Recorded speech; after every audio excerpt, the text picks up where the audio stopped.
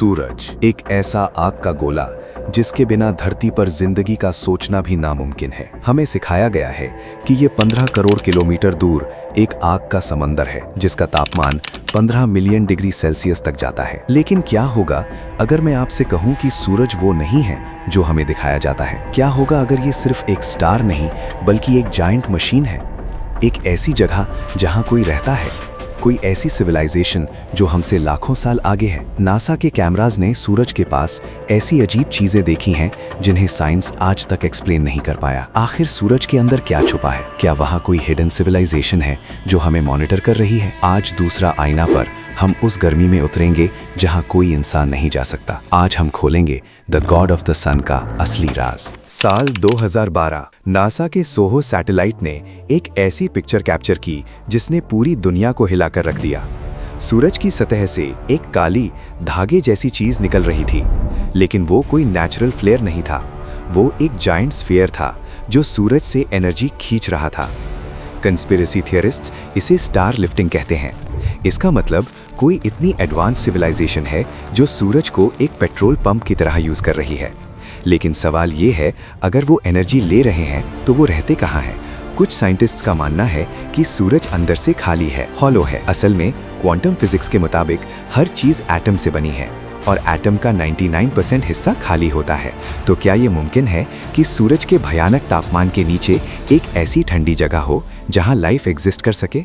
Physics में एक concept है डायसन स्फीयर। ये एक ऐसी मशीन है जो एक पूरे सितारे को घेर लेती है ताकि उसकी 100% एनर्जी यूज की जा सके। अगर हम मान लें कि सूरज के अंदर कोई रहता है तो वो शायद टाइप 2 सिविलाइजेशन होंगे। वो लोग जो जीरो एनर्जी के कॉन्सेप्ट को समझते हैं। उनके लिए सूरज एक घर है।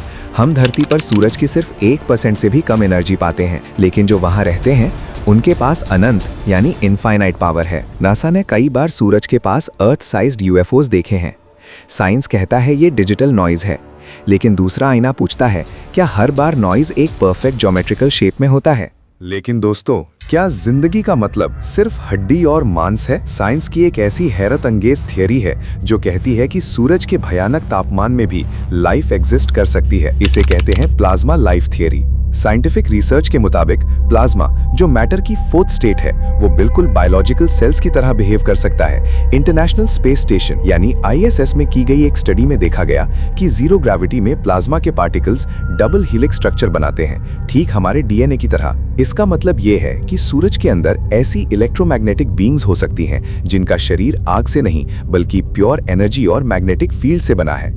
उनके लिए सूरज का कोर कोई जहन्नम नहीं बल्कि एक ठंडा और नॉर्मल एनवायरनमेंट हो सकता है। क्या ये वही लोग हैं जिन्हें हमारे पुराने ग्रंथों में अदिति या अग्नि पुरुष कहा गया है, जो बिना किसी फिजिकल बॉडी के करोड़ों सालों से सूरज के अंदर अपना एक अलग संसार चला रहे हैं? अब बात करते हैं एक ऐसी थ्योरी की जो आपके दिमाग के होश उड़ा देगी, द कोल्ड सन थ्योरी। कुछ पुराने साइंटिस्ट्स का मानना था कि सूरज सिर्फ ऊपर से गर्म है, उसके बादलों के नीचे एक ठंडी सतह है जहां पहाड़, नदियां और सोलेरियंस रहते हैं। सुनिए, क्वांटम मैकेनिक्स कहता है कि नथिंगनेस में भी एनर्जी होती है।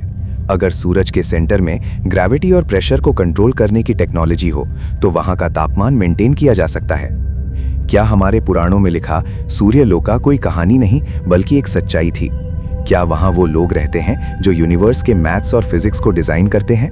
लेकिन दोस्तों, सूरज के राज सिर्फ नासा की फाइल्स तक सीमित नहीं है। 1980s में एक ऐसी किताब आई जिसने पूरी दुनिया को हैरान कर दिया, द लॉ ऑफ वन। इसमें एक ऐसी एंटिटी के बारे में बताया गया है जिसे हम रा कहते हैं, वही रा जिसे एंशिएंट इजिप्शियंस अपना सन गॉड मानते थे। लेकिन रा थ्योरी के मुताबिक रा कोई भगवान नहीं बल्कि एक 6th डेंसिटी सिविलाइजेशन है जो सूरज के अंदर रहती है। रा कहते हैं कि सूरज उनका घर है, लेकिन वो हमारी तरह फिजिकल बॉडी में नहीं रहते। वो प्योर लाइट एंड एनर्जी है। उनके लिए सूरज का 15 मिलियन डिग्री तापमान कोई खतरा नहीं बल्कि उनका पावर सोर्स है। रा थ्योरी कहती है कि हमारा सूरज एक सब लोगोस है, यानी एक इंटेलिजेंट क्रिएटर का हिस्सा। ये एक पोर्टल है जहां से सोल्स और एनर्जी पूरे सोलर सिस्टम में ट्रांसफर होती है।